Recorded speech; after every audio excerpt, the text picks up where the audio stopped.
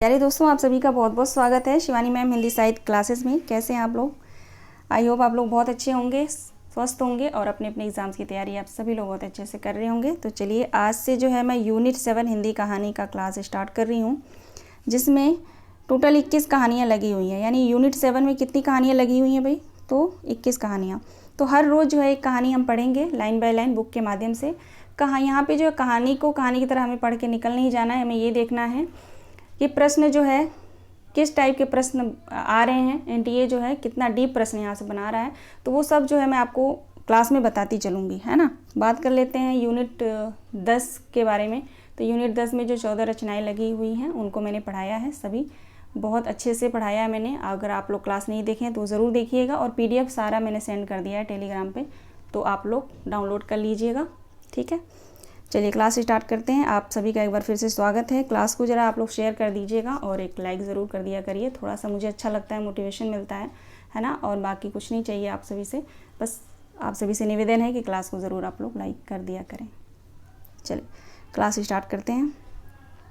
आज की क्लास में सबसे पहली कहानी है चंद्रदेव से मेरी बातें। चंद्रदेव से मेरी बातें जो कहानी है, इसकी लेखिका है राजेंद्र बाला घोष, जिनको हम बंग महिला के नाम से भी जानते हैं। इसका प्रकाशन वर्ष है 1904 ईस्वी, और ये कहानी जो है सरस्वती पत्रिका में प्रकाशित हुई थी। पात्र इसमें जो है लेखिका है, स्वयं लेखिका हैं, और चंद्रदेव, लेखिका और चंद्रदेव, ये दो पात्र हैं इस कहानी में, है ना। बहुत आसान है, दो ही पात्र हैं, है ना। हल्का है, माइंड में हमारे रहेगा हमेशा। कहानी स्टार्ट करने से पहले जो कहानी के महत्वपूर्ण तथ्य हैं उनको हम देख लेते हैं, क्योंकि ये जो है एक प्रश्न समझ लीजिए, यहाँ से एक प्रश्न आपको देखने को मिल जाएगा। देखेंगे, पहला पॉइंट है, यह कहानी चंद्रदेव को लिखे गए पत्र के रूप में लिखी गई है, जिसमें तत्कालीन गुलाम भारत की व्यवस्था और परिवेश पर व्यंग किया गया है। किस शैली में है ये कहानी? तो पत्रात्मक शैली में है कहानी लिखी गई है। भवदेव पांडे ने इस कहानी को पहली राजनीतिक कहानी मानते हैं। भारत में तत्कालीन आर्थिक, राजनीतिक, सामाजिक समस्याओं का वर्णन करते हुए वायसराय लॉर्ड कर्जन और उनकी न्याय व्यवस्था पर करारा व्यंग किया गया है, ठीक ना। और इस कहानी के भीतर जो विषय आए हैं उसमें विषय जो है पक्षपात हैं, कला की बात, वाहन परिवर्तन, ज्ञान विज्ञान, चिकित्सा, बिजली, तंत्र विज्ञान, कानून आदि विषय इस कहानी में आए हैं। उसको हम कहानी पढ़ेंगे तो वहाँ पे मैं आप सभी को बताती चलूँगी। इसको अलग से लिखिएगा, जो मैं बताऊँगी उसको अलग से लिखिएगा, ठीक ना। चलिए यहाँ से जो हम पढ़ना स्टार्ट करते हैं, देख सकते हैं यहाँ पे पूरा कहानी जो 21 कहानी है यहाँ पे मैंने ले रखा है उसको। चंद्रदेव से मेरी बातें, फिर दुलाई वाली, एक टोकरी भर मिट्टी, कानों में कंगना, राजा निर्बंसिया, पिता, परिंदे, अमृतसर आ गया, चीफ की दावत, सिक्का बदल गया, इंस्पेक्टर, माता दिन चांद पर, मारे गए गुलफाम उर्फ तीसरी कसम उर्फ मारे गए गुलफाम, यहाँ पर उल्टा लिखा हुआ है ना। लाल पानी की बेगम, कोसी का घटवार, आकाशदीप, गैंग्रीन, जिसको हम रोज़ कहानी के नाम से भी जानते हैं, उसने कहा था ईदगाह, दुनिया का सबसे अनमोल रतन, अपना अपना भाग्य राही। ये जो 21 कहानियाँ लगी हुई हैं ना, इसमें से आप ये नहीं कह सकते कि इसमें कोई भी एक कहानी इम्पोर्टेंट नहीं है। ये 21 की 21 कहानियाँ मोस्ट इम्पोर्टेंट हैं, मोस्ट इम्पॉर्टेंट है ये कहानियाँ, है ना। इन सभी कहानियों से प्रश्न आता है, भले ही एक ही प्रश्न आए, दो ही प्रश्न आए, किसी कहानी से तो 4-5 प्रश्न देखने को मिलेगा, 8 भी मिल जाता है ना। तो इन 21 कहानियों से मिला के प्रश्न आते हैं। तो चलिए पढ़ना स्टार्ट करते हैं। चंद्रदेव से मेरी बातें, बंग महिला किस पत्रिका में छपा था? तो सरस्वती पत्रिका में। देखिए, लेखिका कहती हैं, भगवान चंद्रदेव, आपके कमलवत कोमल चरणों में इस दासी का अनेक बार प्रणाम। आज से मैं आपसे दो चार बातें करने की इच्छा रखती हूँ। क्या मेरे प्रश्नों का उत्तर आप प्रदान करेंगे? ये पहला लाइन है, ठीक है ना, स्टार्टिंग का लाइन है, तो इसको आप लोग ज़रूर याद रखिएगा, क्योंकि अब क्या है ना कि क्वेश्चन ऐसे आ रही है, ये दो लाइन कथन दिए जा रहे हैं और वो पूछा, उसको मिलान करने के लिए पूछा जा रहा है, यानी क्रम में लगाने के लिए आ रहा है।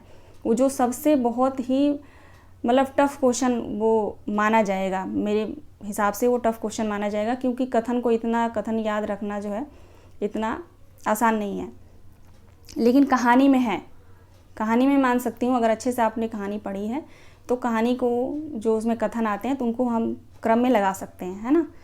तो ये पहली लाइन है, तो इसको आप लोग ज़रूर ध्यान दीजिएगा। आगे कहती हैं कि क्या मेरे प्रश्नों का उत्तर आप प्रदान करेंगे।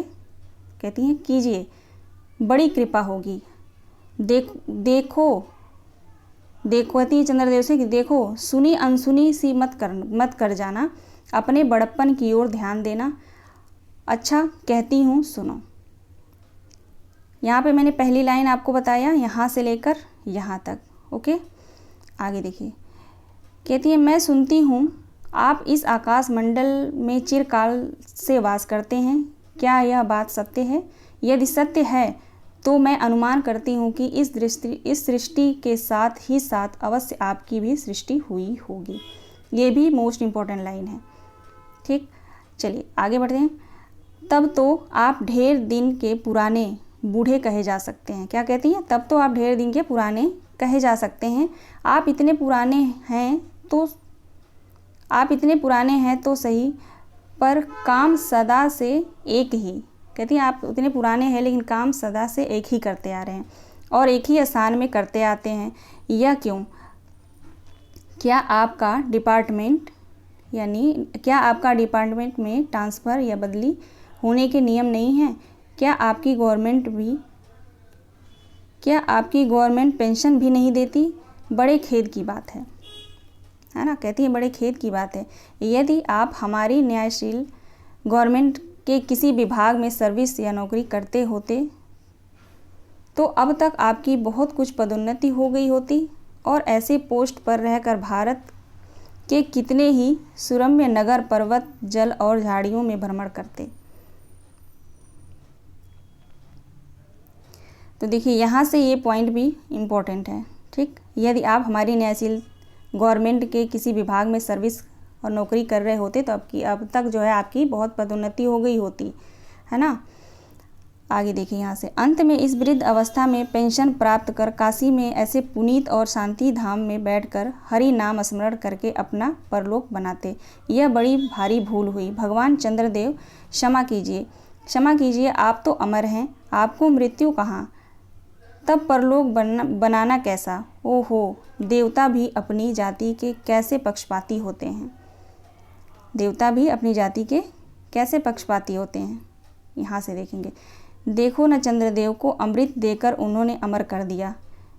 तब यदि मनुष्य होकर हमारे अंग्रेज अपनी जाति वालों का पक्षपात करें तो यह आश्चर्य ही क्या। अच्छा, यदि आपको अंग्रेज जाति की सेवा करना स्वीकार हो तो एक एप्लीकेशन निवेदन पत्र हमारे आधुनिक भारत प्रभु लॉर्ड कर्जन के पास भेज देवें। यहाँ से लेकर यहाँ तक ये इम्पोर्टेंट लाइन है। ठीक ना, तो इसको आप लोग लिख लीजिएगा, स्क्रीनशॉट ले लीजिए जब मैं मार्क कर रही हूँ तो। आगे कहती हैं आशा है कि वे आपको आदरपूर्वक अवश्य आह्वान करेंगे, आपको, क्योंकि आप अधम भारतवासी के भ्रांति कृष्णांग तो है ही नहीं जो आपको अच्छी नौकरी देने में उनकी गौरांग जाति कुपित हो उठेगी। और फिर आप तो एक सुयोग्य, कार्यदक्ष, परिश्रमी, बहुदर्शी, कार्यकुशल और सरल स्वभाव महात्मा हैं। मैं विश्वास करती हूँ, यहाँ से देखिए, मैं विश्वास करती हूँ कि जब लॉर्ड कर्जन हमारे भारत के अस्थायी भाग्य विधाता बनकर आवेंगे तब आपको किसी कमीशन का मेंबर नहीं तो किसी मिशन में भर्ती करके वे अवश्य ही भेज देंगे। ठीक, ये पॉइंट मोस्ट इम्पॉर्टेंट है, पूछा जा सकता है कथन में। ठीक ना, कथन में आपको पता ही है ABCD करके जो आता है उसमें से क्रम में आप लोगों को लगाना होगा। आगे देखेंगे। आगे कहती हैं क्योंकि उनको कमीशन और मिशन दोनों ही अत्यंत प्रिय है। क्योंकि उनको कमीशन और मिशन दोनों ही अत्यंत प्रिय हैं। आपको चंद्रलोक में जो रीति किसको कह रही हैं ये कि कमीशन और मिशन दोनों अत्यंत प्रिय हैं, तो लॉर्ड कर्जन को। ठीक ना, कहती हैं आगे, आपके चंद्रलोक में जो रीति और नीति सृष्टि के आदिकाल में प्रचलित थे वे ही सब अब भी हैं, पर यहाँ तो इतना परिवर्तन हो गया है कि भूत और वर्तमान में आकाश पाताल का सा अंतर हो गया है। मैं अनुमान करती हूँ कि आपके नेत्रों की ज्योति भी कुछ, ये यहाँ से ये आ चुका है, ये कथन पूछा जा चुका है यहाँ से। मैं अनुमान करती हूँ कि आपके नेत्रों की ज्योति भी कुछ अवश्य ही मंद पड़ गई होगी, क्योंकि क्योंकि आधुनिक भारत संतान लड़कपन से ही चश्मा धारण करने लगी है। ये पूछा जा चुका है कथन, मोस्ट इम्पोर्टेंट है ये, ठीक ना। एक भी देके पूछा जा सकता है कि किस कहानी से है। इस कारण आप हमारे दीनहीन क्षीण प्रभु भारत को उतनी दूर से भली भांति न देख सकते होंगे। अतएव आपसे सादर कहती हूँ कि एक बार कृपा कर भारत को देख तो जाइए। यद्यपि इस बात को जानती हूँ कि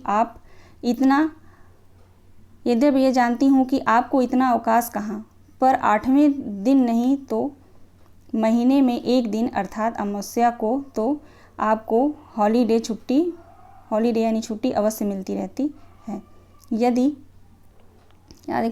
यदि आप उस दिन चाहे तो भारत भ्रमण जा सकते हैं, छुट्टी के दिन, है ना। इस भ्रमण में आपको कितने ही नूतन दृश्य देखने को मिलेंगे, जिसे सहसा देखकर आपकी बुद्धि जरूर चकराई जाएगी। यदि आपसे सारे हिंदुस्तान का भ्रमण शीघ्रता के कारण न हो सके तो केवल राजधानी कोलकाता को देख लेना तो अवश्य ही उचित है। किसको देखने की बात कर रही हैं, तो कोलकाता। उस समय जो है राजधानी भारत की कोलकाता ही थी, है ना। तो राजधानी कोलकाता को देखने की बात करती हैं चंद्रदेव से, है ना। आगे कहती है, वहाँ के कल कारखानों को देखकर आपको यह अवश्य ही कहना पड़ेगा कि यहाँ के कारीगर तो विश्वकर्मा के भी लड़क दादा निकले। यही क्यों, आपकी प्रिय सहयोगिनी दामिनो जो मेघों पर आरोहण करके आनंद से अटखेलियाँ किया करती हैं, वह बेचारी भी यहाँ मनुष्य के हाथों का खिलौना हो रही हैं। चलिए, ये भी इम्पोर्टेंट मुझे लग रहा है, ठीक है ना। यहाँ से इम्पोर्टेंट लाइन है ये, यहाँ तक।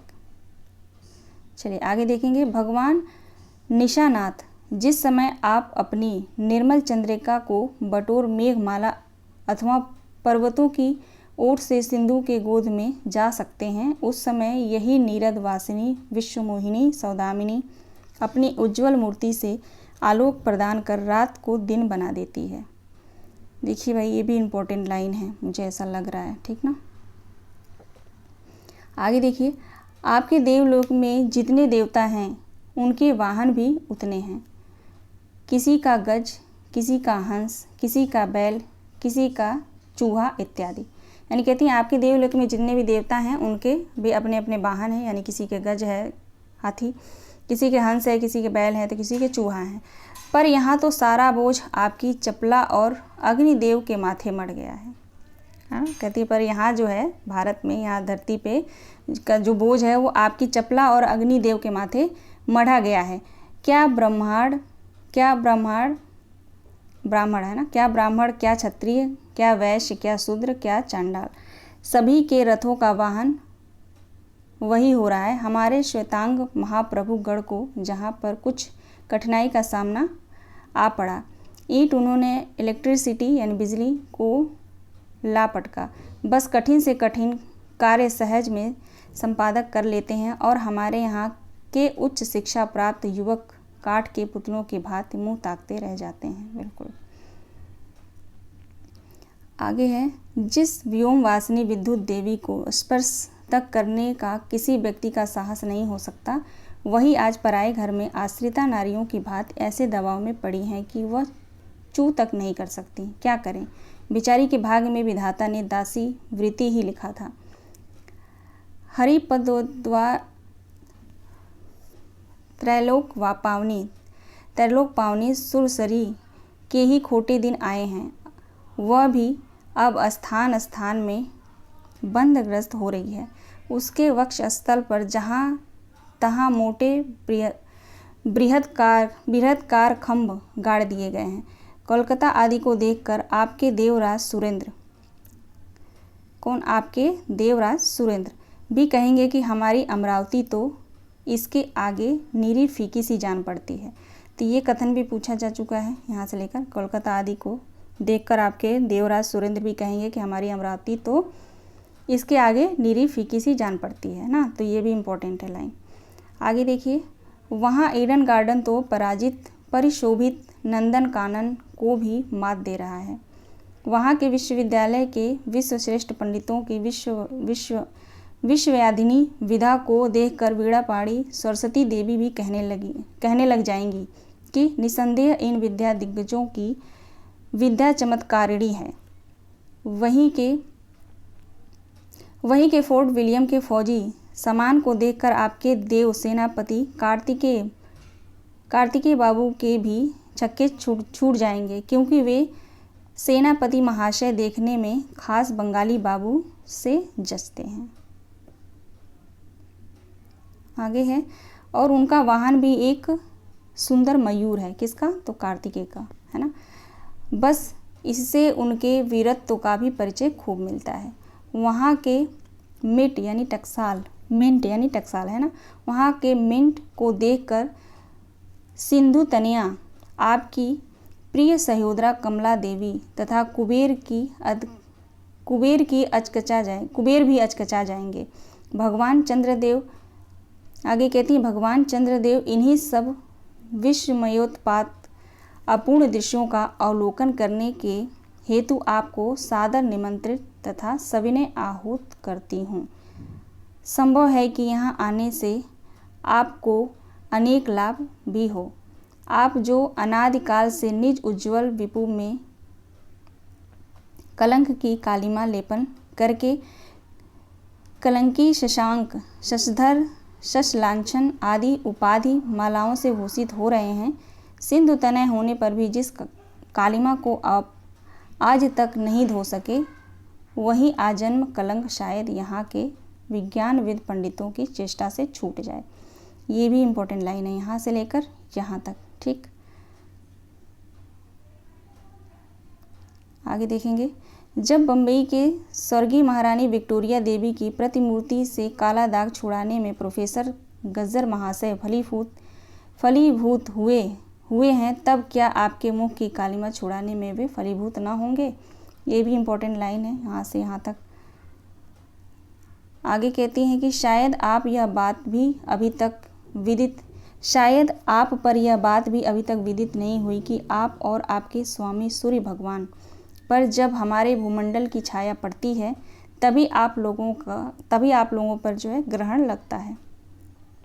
इम्पोर्टेंट लाइन है ये, इम्पोर्टेंट कथन है, पूछा जा सकता है। ठीक, आगे देखेंगे। पर आपका तो अब तक वही पुराना विश्वास बना हुआ है कि जब कुटिल ग्रह राहु आपको निगल जाता है तभी ग्रहण होता है, पर ऐसा थोथा विश्वास करना आप लोगों की भारी भूल है। अतः हे देव, मैं विनय करती